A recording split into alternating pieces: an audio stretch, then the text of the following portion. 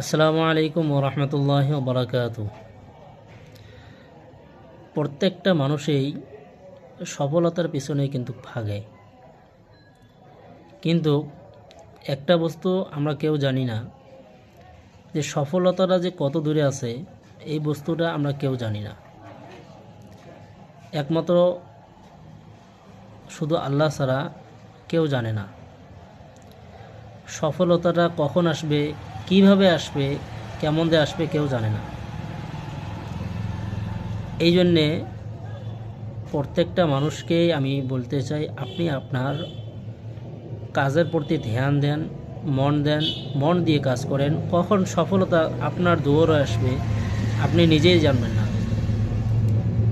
এই জন্যে মন দিয়ে কাজ করেন, আল্লাহর উপরে ভরসা রাখেন। সফলতা একদিন আপনার দুয়ারে এসে খাড়া হয়ে যাবে ইনশাআল্লাহ।